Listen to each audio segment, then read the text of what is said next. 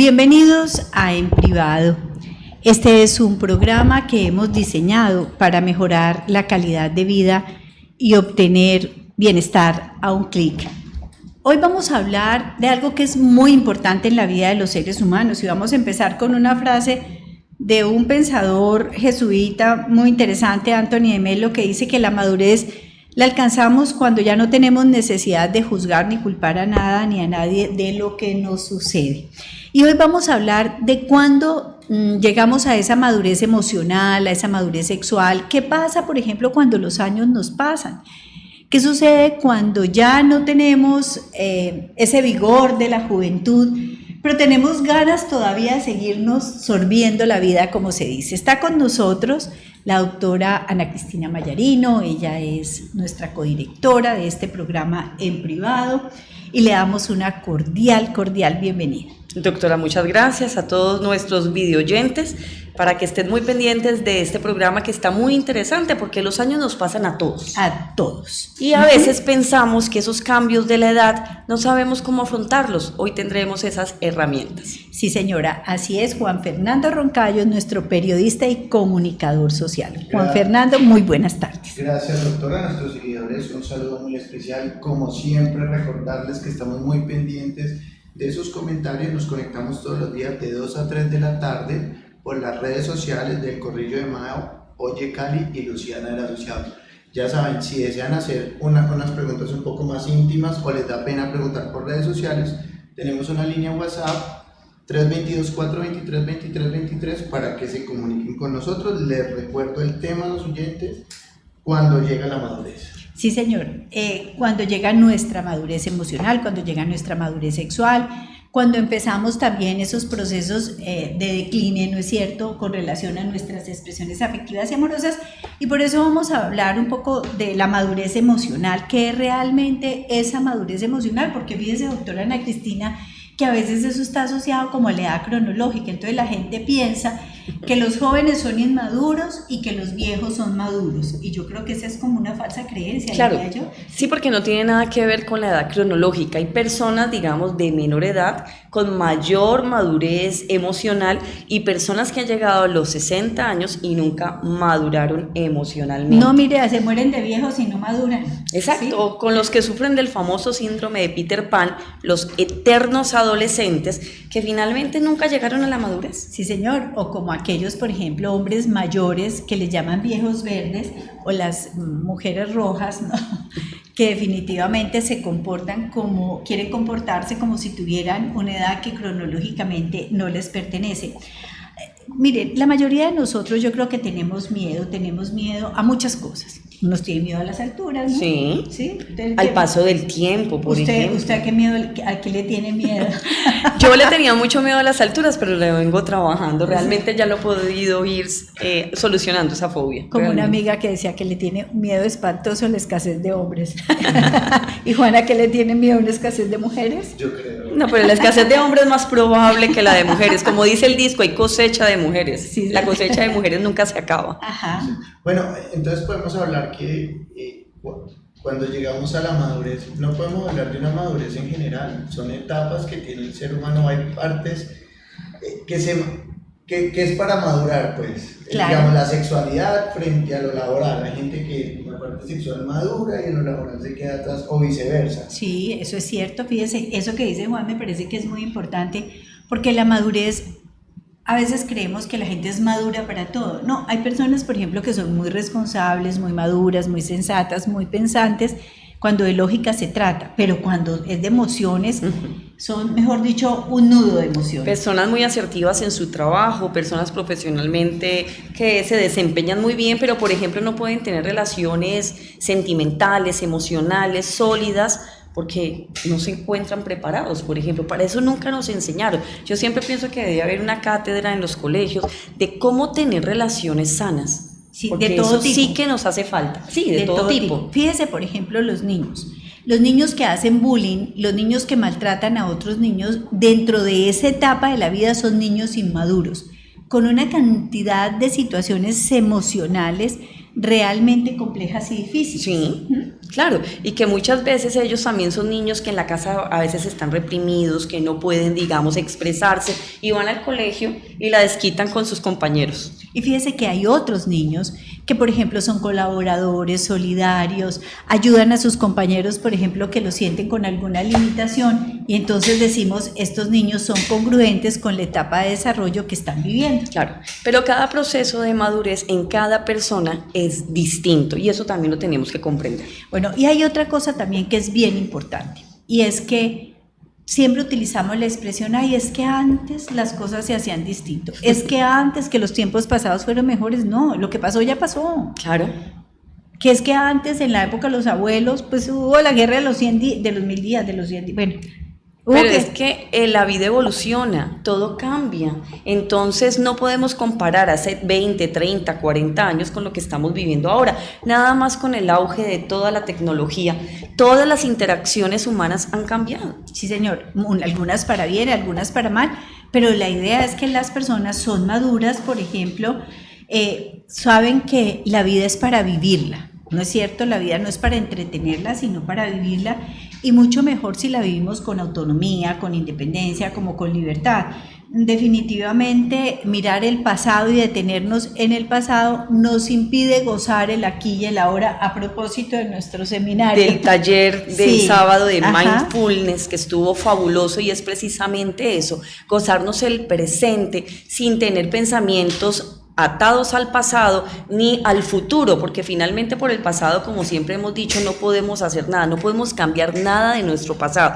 El pasado es para aprender de aquellas experiencias, y del futuro pues es incierto, no sabemos si va a suceder, pero si nos gozamos el aquí y el ahora, nuestro presente, vivir cada instante con intensidad, pues vamos a tener una vida más plena, y fuera de eso vamos a asumir con mayor madurez lo que estamos viviendo. Sí, fíjense, por ejemplo, que cuando usted va a sembrar una mata, ¿no es cierto? Entonces usted escoge tierra abonada, la limpia de malezas, no permite, digamos, que nada interfiera, le pone el abono correspondiente, etcétera, etcétera, y siembra su matica, ¿no es cierto? Y la probabilidad de que se le dé hermosa, se le va a dar hermosa.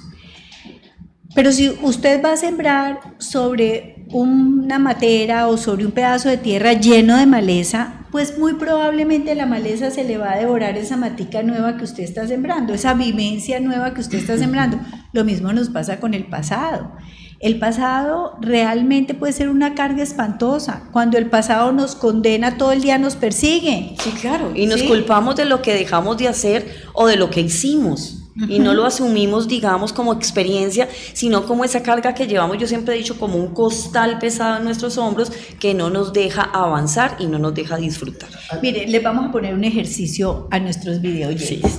Usted, cuando vaya a hacer mercado esta semana o el fin de semana, ponga, digamos, una roba de papa en una bolsa. ¿No es cierto? Ojalá en un costalito o cosas así que no sean plástico, para cuidar el ambiente.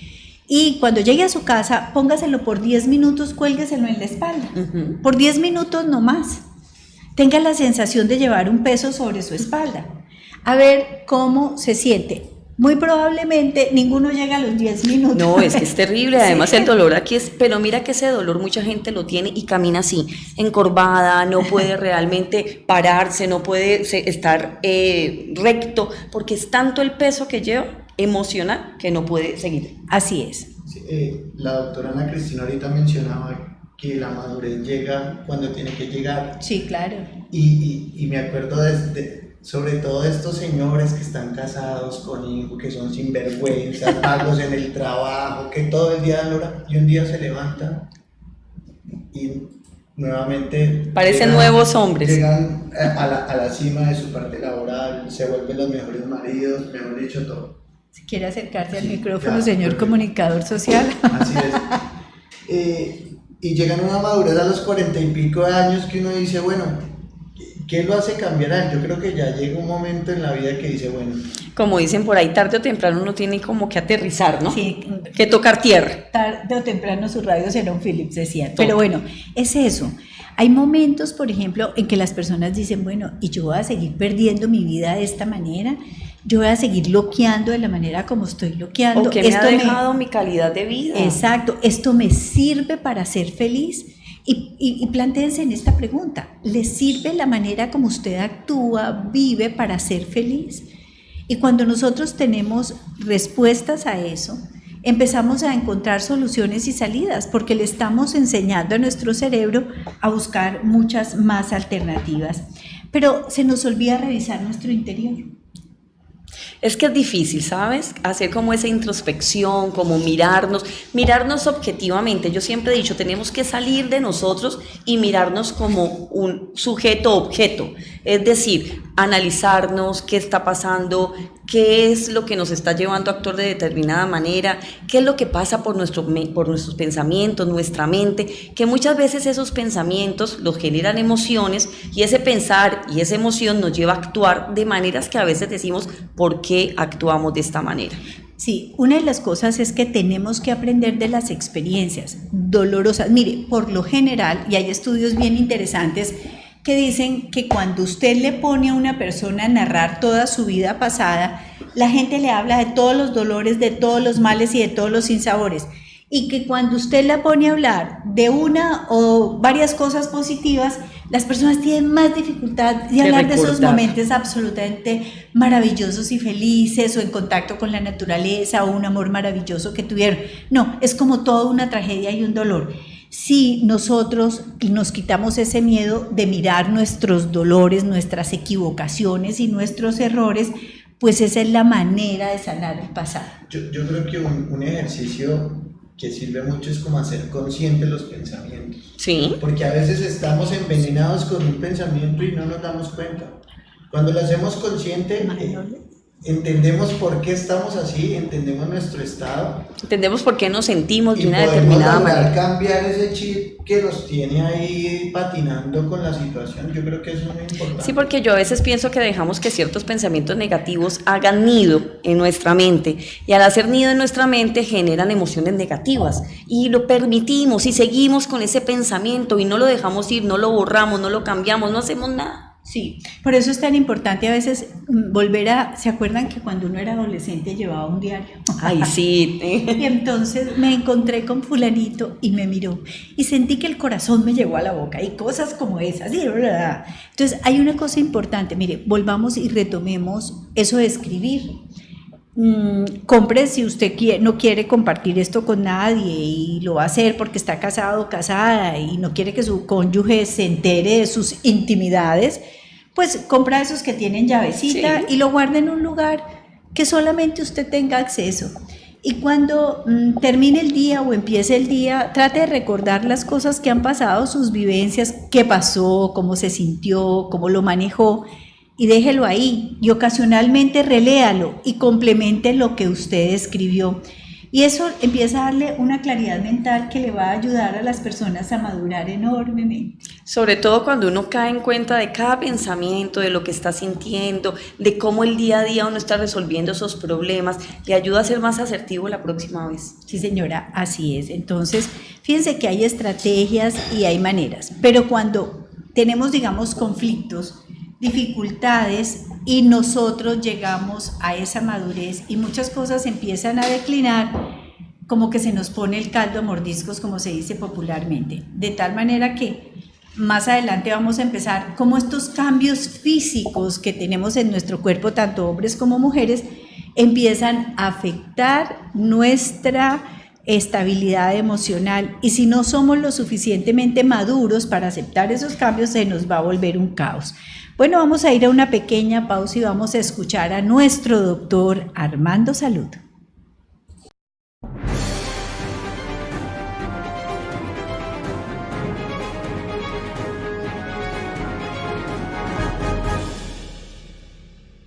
Las complicaciones crónicas por el consumo de alcohol etílico. El tipo de complicaciones se resumen en un solo concepto, que es el alcoholismo, tema extenso y complejo que se sale de los objetivos de este artículo. No obstante, hay que anotar que esta enfermedad alcanza una importante incidencia en nuestra población. Aunque el porcentaje de alcohólicos con relación a la población general no se conoce con exactitud y es actualmente objeto de estudio por parte del Ministerio de Salud Pública, se estima que Colombia ocupa el 5º lugar en Latinoamérica en cuanto a incidencias de la enfermedad. Si hemos dicho que el trauma de toda índole se asocia en altísima proporción a este problema, y además sabemos que la comisión de delitos violentos como asesinatos, violaciones, robos, etc., tienen que ver en porcentaje importante con el consumo del alcohol. Queda planteado un tema interesante de reflexión para cada persona acerca de la magnitud del problema. Fuera de la problemática que conlleva el alcoholismo como una enfermedad adictiva, se asocia a problemas graves de salud como cirrosis hepática, trastornos de la coagulación, daño de la corteza cerebral y los nervios periféricos, estados de desnutrición avanzados y otra serie de condiciones clínicas que van matando lentamente al individuo. Finalmente, en lo que concierne a este punto, quiero hacer énfasis en que cualquier bebida alcohólica utilizada en abuso puede originar estas complicaciones. La creencia popular de que la cerveza, el guarapo y tantas otras bebidas a base de alcohol son seguras y no producen enfermedades a que hemos hecho mención es falsa, pues el alcoholismo no es de dosis o grados de alcohol de las bebidas, sino de la persistencia en el hábito de beber asociada a un sustrato genético y social establecido. Tampoco se ha inventado hasta la fecha ningún medicamento que proteja al alcohólico de las complicaciones de su adicción.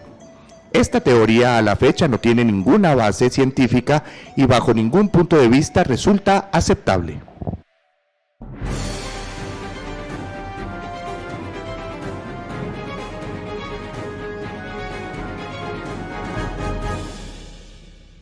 Bueno, muchísimas gracias al doctor Armando Salud. Y está en la línea Gustavo Andrade.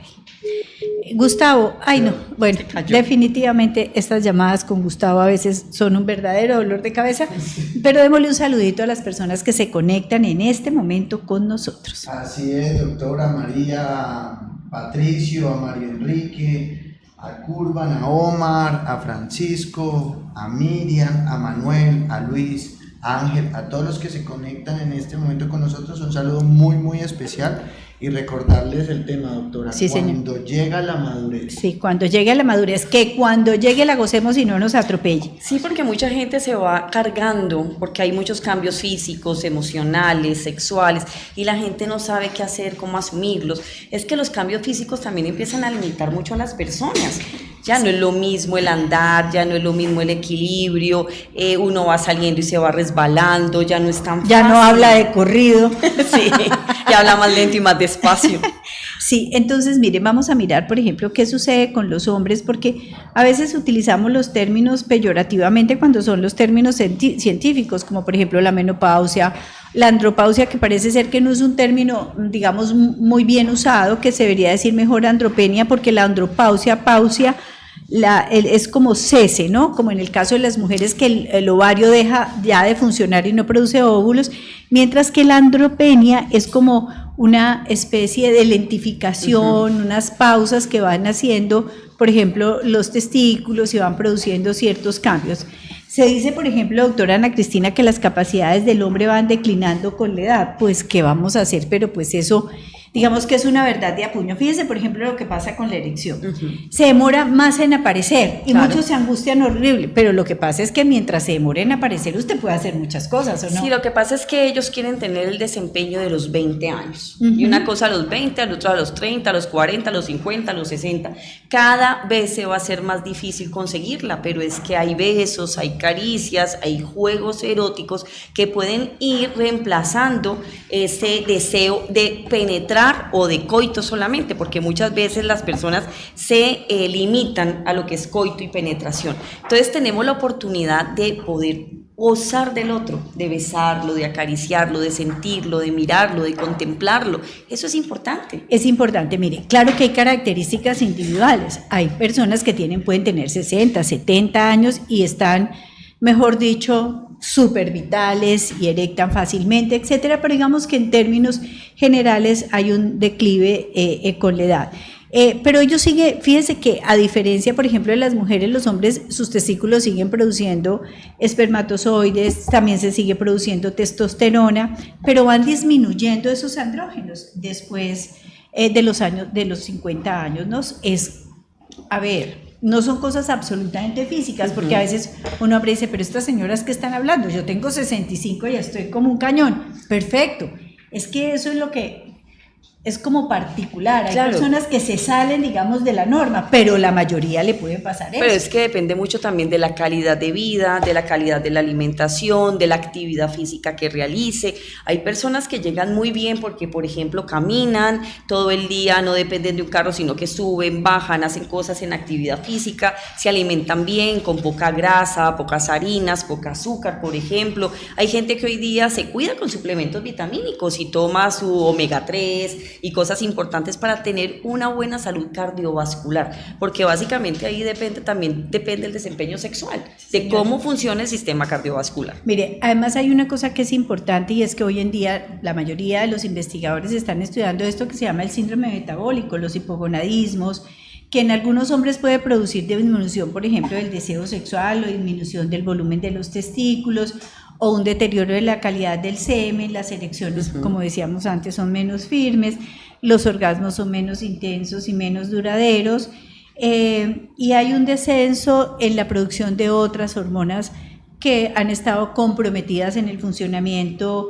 sexual, menos masa muscular, menos acumulación de grasa, la gente va perdiendo, pero hay unas personas pues que definitivamente lo hacen muy bien. Pero aquí hay una cosa, doctora Ana Cristina y Juan Fernando, para que los hombres y las mujeres se van preparando.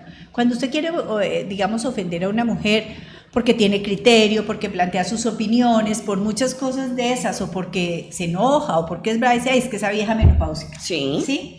Pero como de una manera despectiva. Pero quiero contarles que los hombres también, en la medida en que disminuyen sus andrógenos, también empiezan a presentar cambios de conducta. Y por eso y de humor. Y de humor. Dicen, es que ese viejo chocho, ¿no es cierto? Ese viejo, sí, mal geniado, sí. Se vuelven irritables, se vuelven tercos, algunos tienen desasosiego, algunos no se les puede ni hablar muchas veces, sí, que están de mal humor, de malas pulgas, todo el día como que todo les parece negativo. Entonces no solamente somos las mujeres, es hombre y mujer en una edad madura, en una edad avanzada, es cuando los años pasan y parece que ya la vida no supiera igual, como que ya no se goza la vida de la misma manera. Sí, y si a esto le unimos pues la jubilación, ay Dios mío bendita, estos hombres que toda la vida han trabajado, que toda la vida han sido hiperactivos, que toda la vida han tenido miles de cosas y van entrando a la setentena, ¿no es cierto? Y empiezan ya, bueno, ya se jubilaron, ya le hicieron su pensión y la mujer está expectante, qué delicia, nos vamos a ir a pasear.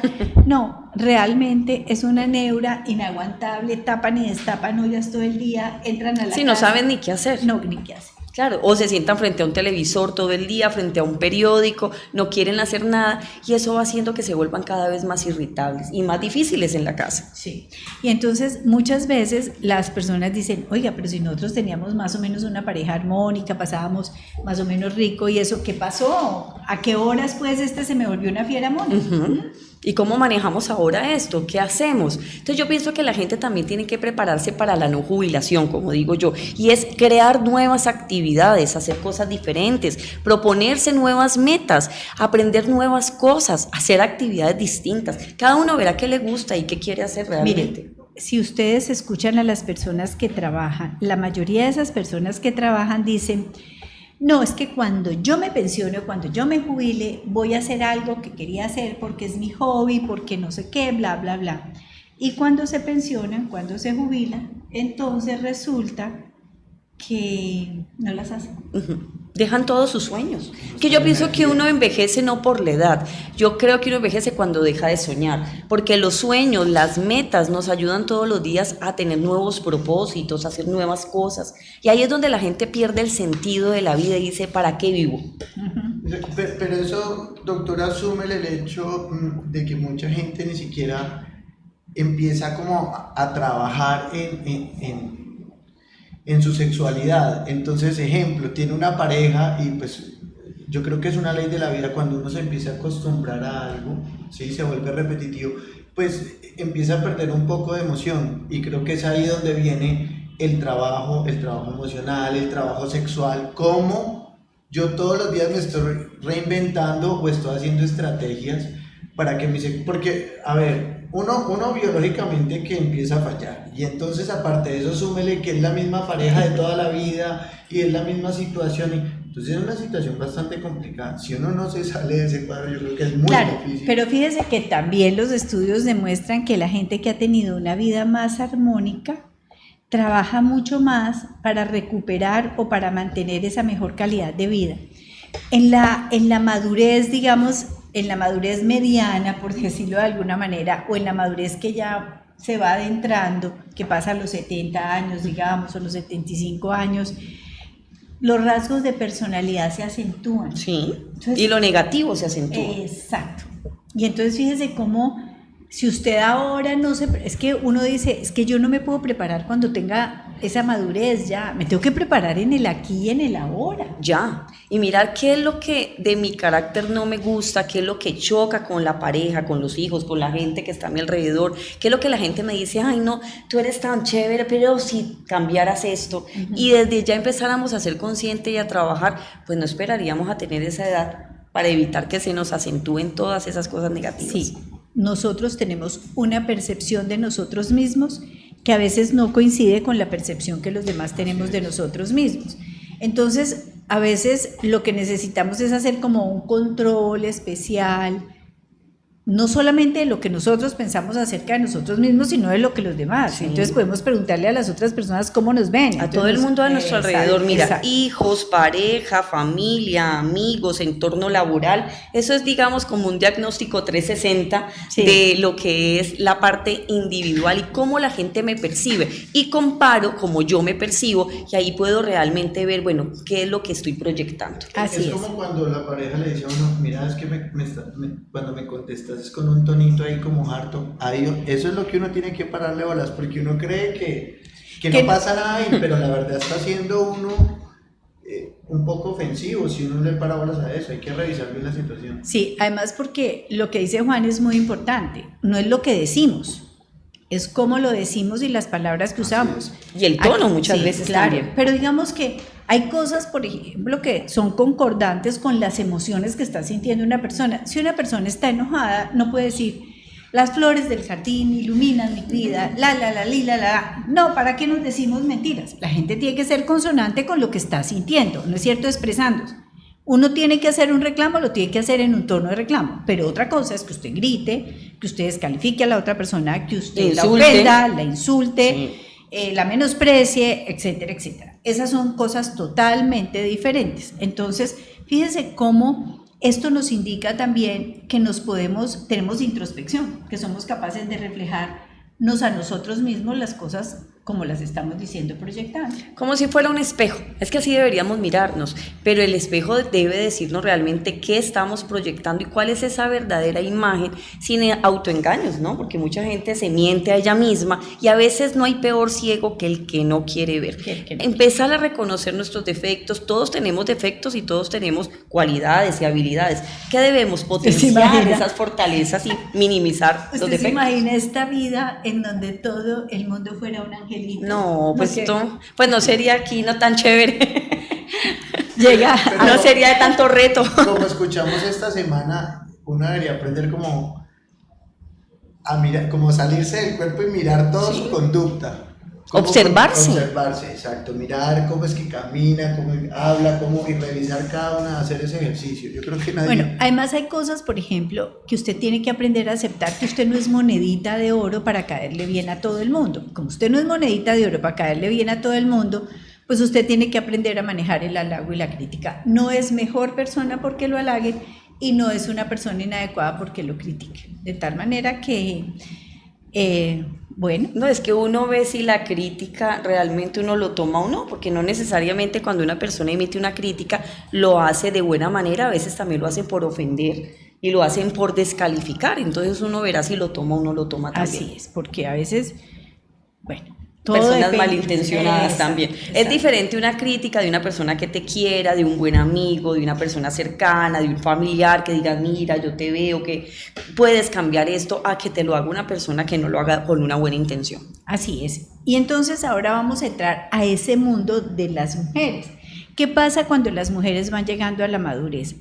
Así como hemos dicho que para los hombres no es fácil que se les caiga el pelo, que se les caiga el pene, cosas como esas. Que tenga ¿sí? la barriga ecológica. Exacto, que tenga esa barriga de manzana, bueno, en fin, tantas cosas. También Barriga poco. manzana.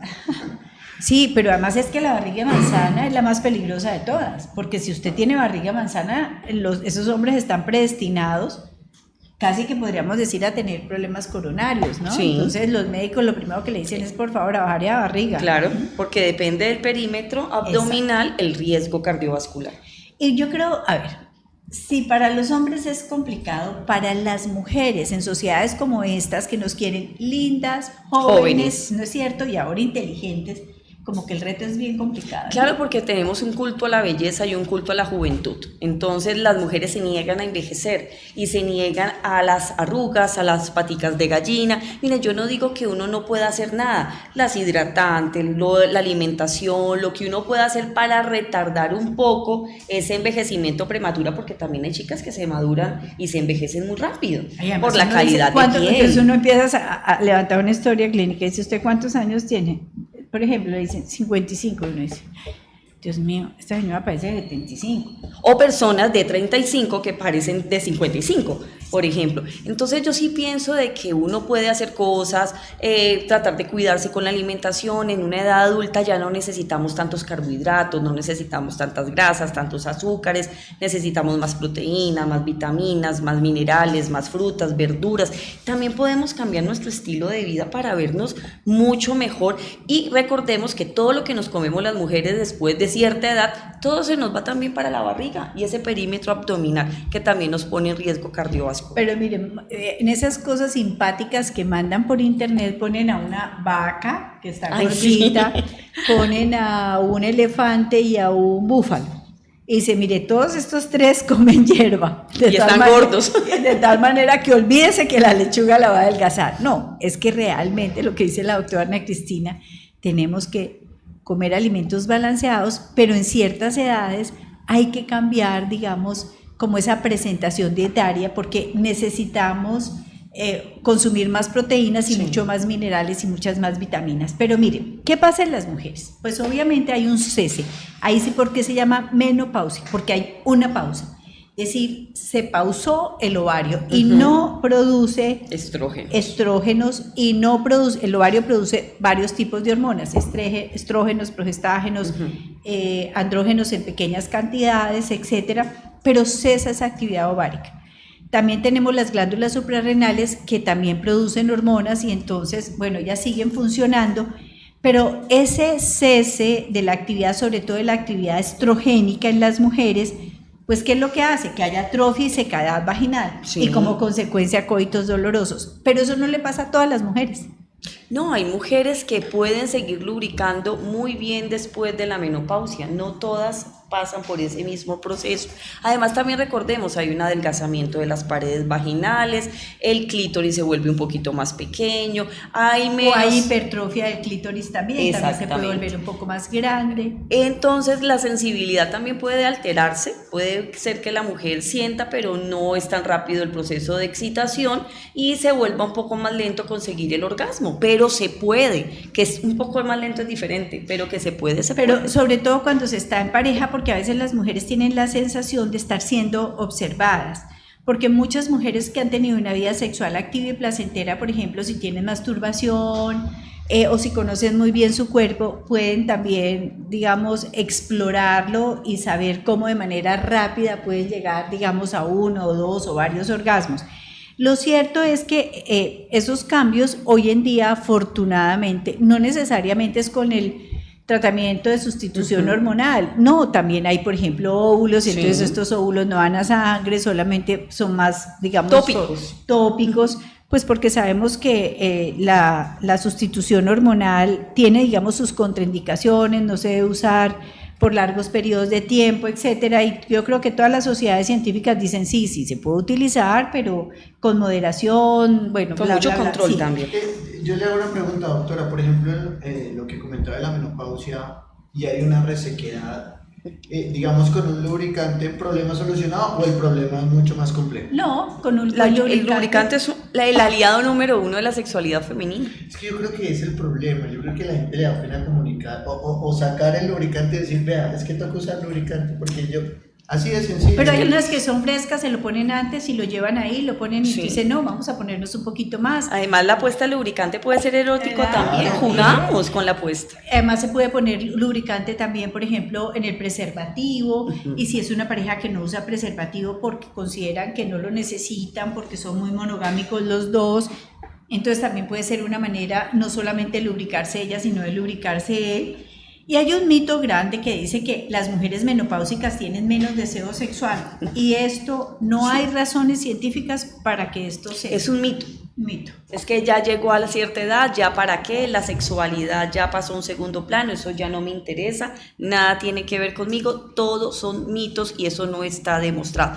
Sí está demostrado que las personas que han podido disfrutar su vida sexual lo pueden seguir disfrutando. Sí, y fíjese que hay otro mito también que dice que con las pérdidas hormonales las mujeres están mucho más propensas a ataques cardíacos o ataques, digamos, vasculares, y resulta que en los últimos estudios se ha demostrado que las mujeres menopáusicas que tienen problemas coronarios, esto está asociado, por ejemplo, mucho más a la diabetes, a la hipertensión, a tener, por ejemplo, un sobrepeso, y entonces a tener una vida sedentaria, una vida muy aburrida, al colesterol, las triglicéridos. Todo eso, exacto. Entonces, fíjense cómo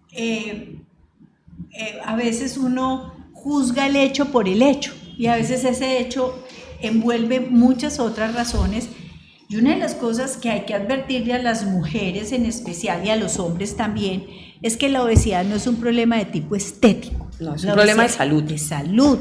Usted puede tener unos kilitos de más, unos 3, unos 4, unos 5 kilos de más, pero cuando usted ya le empieza a sobrar todo y se le empieza a caer todo, pues entonces usted tiene que poner las alertas y las alarmas. ¿A quién saludamos, Juan? Así es, doctora, a los que se conectan en este momento con nosotros: Luis Camilo, Ángel Andrés, Fabián Gómez, Roberto, Víctor Raúl, Pablo José, José Luis y Marta. Un saludo muy especial, recordarles el tema de hoy: cuando llega la madurez. Vamos a estar muy pendientes de sus comentarios y preguntas. Sí, y en este momento hacemos una pausa porque tenemos los tips de Sofi con sus recomendaciones en salud sexual y reproductiva.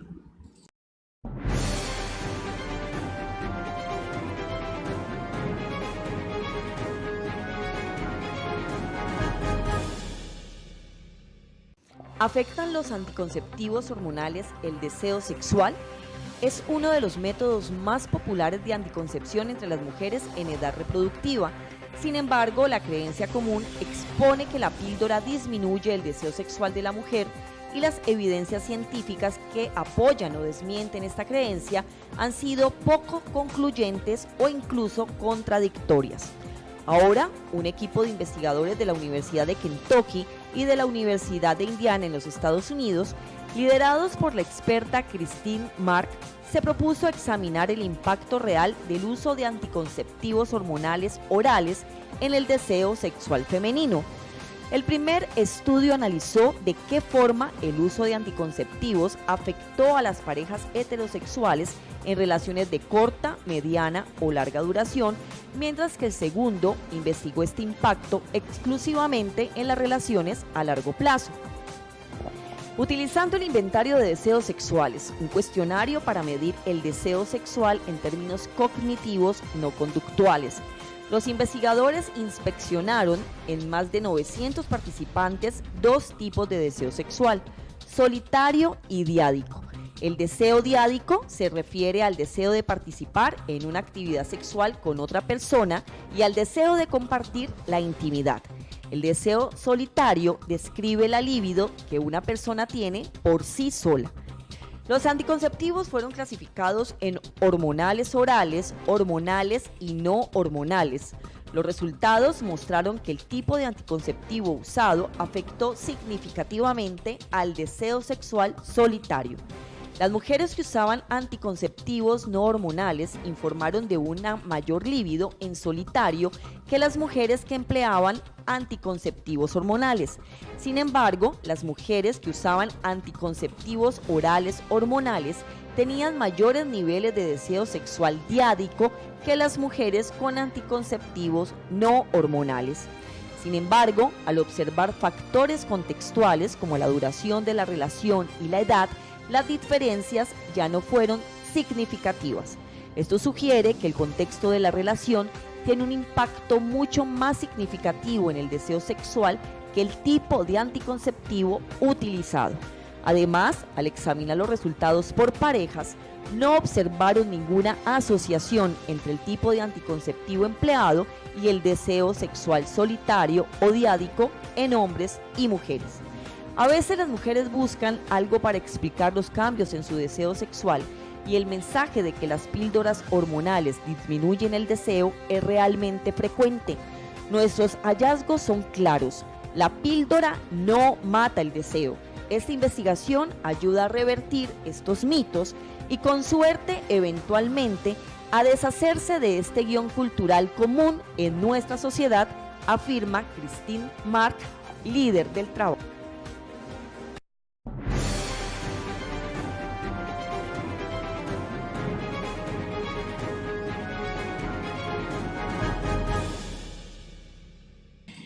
Bueno, bien interesante porque ya sabemos cómo funcionan también las hormonas en nuestro cuerpo. Hoy en día, tanto a hombres como a mujeres, la ciencia ha avanzado mucho y esas hormonas de las que carecemos pueden irse sustituyendo de diferentes maneras, en especial aquellas hormonas que facilitan nuestras expresiones sexuales. Y una de las cosas es entender que con la madurez no desaparece la vida erótica ni la vida sexual. Ni la capacidad de querer. Además ni está amar. la experiencia, Claro, más por sabe el favor. diablo por viejo que por diablo. Total. Esos aprendizajes de toda la vida tienen que servir para poder volvernos a conectar eróticamente y no dejarnos, digamos, de pensar de que la vejez es harta, aburridora, de que la madurez no podemos sentir, no podemos expresarnos, porque esa es otra cosa. Hay muchos mitos en cuanto a la madurez. Es que la bebé, ¿cierto? La gente se refiere muy negativamente, es que ya eso no es para mí, eso era cuando éramos jóvenes, ya para qué besos, ya para qué caricias. No, tenemos que volver a eso, volver a retomar lo que quizás lo hemos dejado por mucho tiempo, y es volver a recuperar lo erótico y la capacidad de sentir. Esa nunca muere. Bueno, y una de las cosas es que vejez no es igual a enfermedad. Hay personas viejas sanas y hay personas viejas enfermas. O hay jóvenes jóvenes enfermos también. Sí, la vejez no es igual a enfermedad, es cierto. En la medida en que pasan muchos años, sobre todo después de los 90 años, pues puede venir un cierto deterioro, aunque también depende de las condiciones y de la calidad de vida. Yo me acuerdo cuando tenía un programa de radio y hablamos de la sexualidad de las personas mayores, y llamó una señora de 80 años y dijo: soy viuda hace 15 años, es decir, y todavía necesito un hombre. Usted no se alcanza a imaginar la cantidad de llamadas de hombres jóvenes, no, pero es que no es que queramos nada sexual con ella, sino que la queremos llamar, denos el teléfono y de todo, y nosotros éramos aterrados de ver.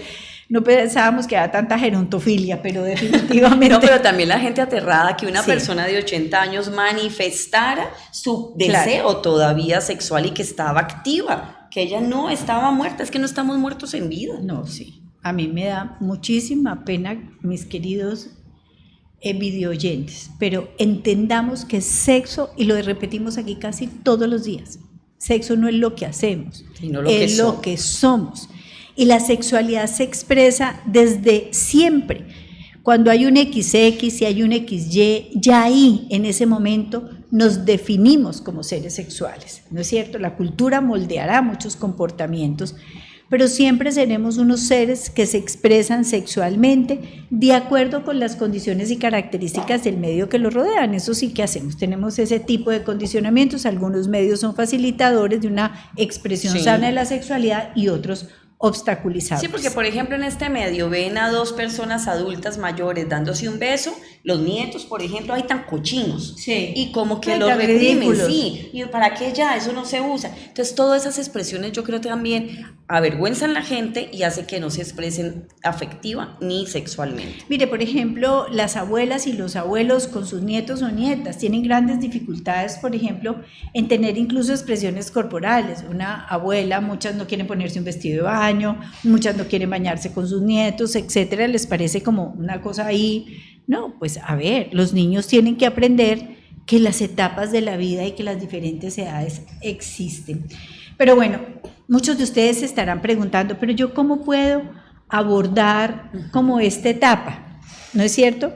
Entonces, pues aquí les vamos a dar algunas recomendaciones, ustedes verán si las toman o las dejan. Mire, lo primero es que hagamos periódicamente una visita al médico. Sí. Si usted se quiere, una de las características de las personas que se quieren es que por lo menos una vez al año van a hacerse,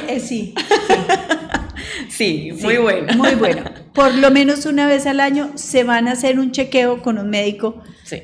Todos los exámenes. Pero de prevención solamente. Claro. No vamos donde el médico porque estamos enfermos. Simplemente hagámoslo preventivamente. Al odontólogo, al médico, al internista, bueno, al que sea. Eso es importante. Mente sana en cuerpo sano. Lo otro era como que lo que decíamos.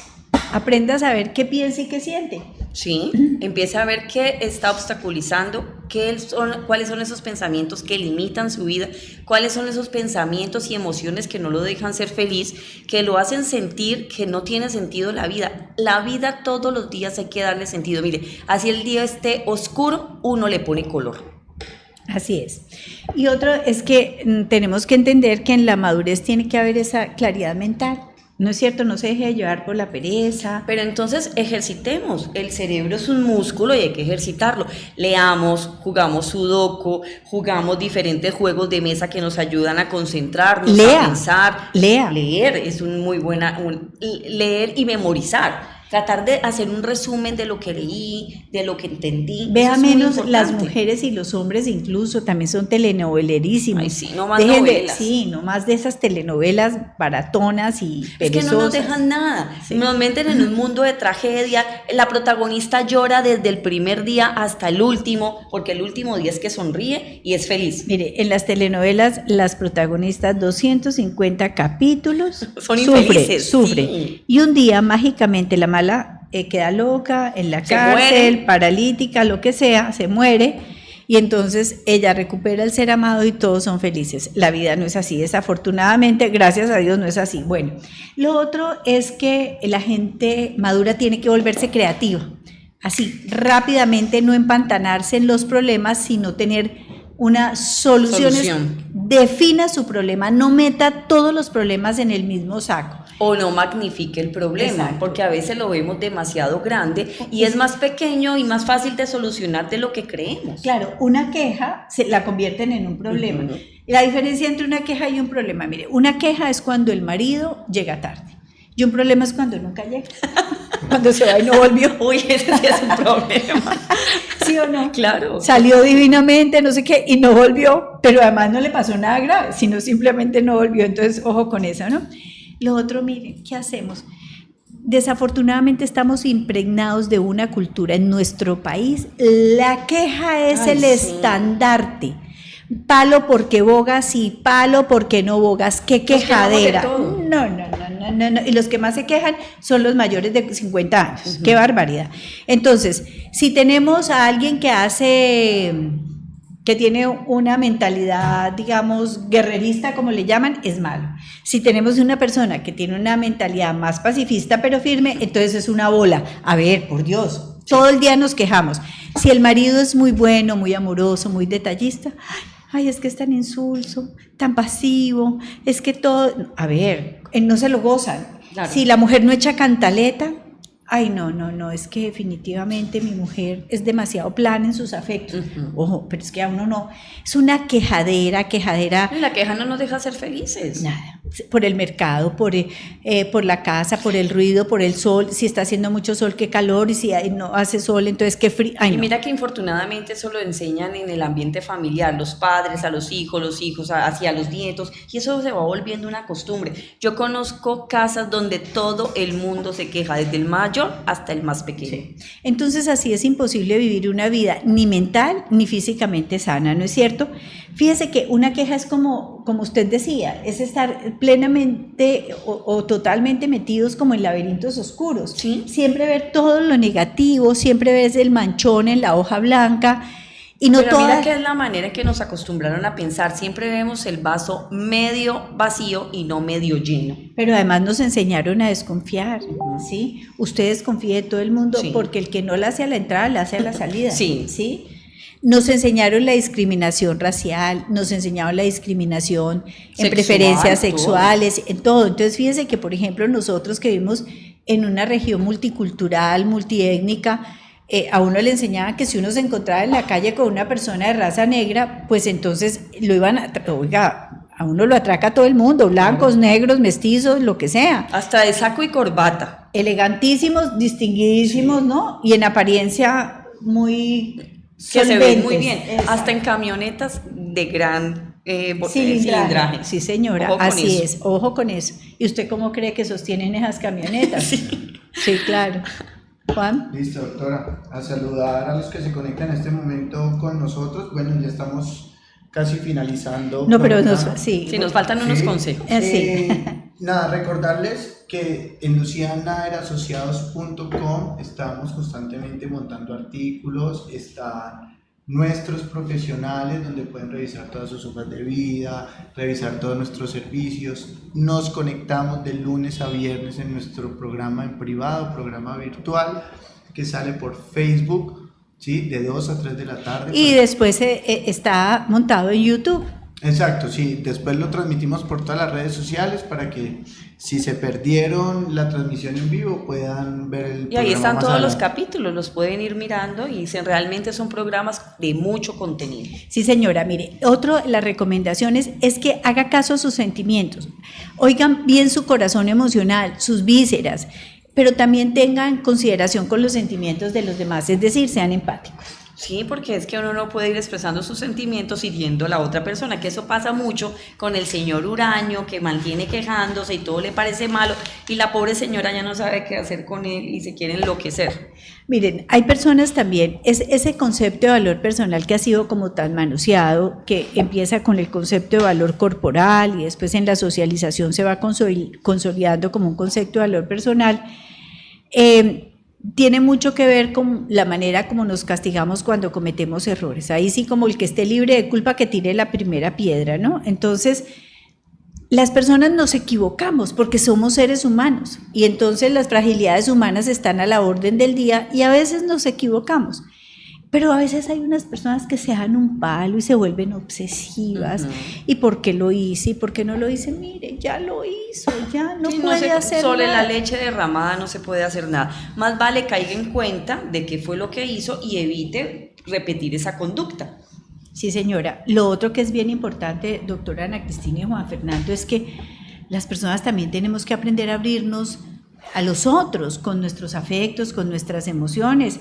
Esas corazas, pues, Sí. y esos cusumbosolos. Exacto, y esos espacios vitales tan absolutamente pertrechados, pues, donde nadie puede entrar, pues dificultan definitivamente vivir la vida bien, ¿no es Todos los cierto? seres humanos necesitamos compañía, abrirnos, necesitamos a quien contarle nuestras cosas, cómo nos sentimos. Eso nos ayuda a descargarnos mucho. Muchas veces uno expresando cómo se siente, uno se siente mucho mejor. Nada Mire, más por haber hablado. Pero además, fíjense cómo muchos de ustedes dicen es que yo tuve una pena de amor, es que me trataron muy mal y bla, bla, bla, y resulta que entonces ya todo el mundo me trata mal.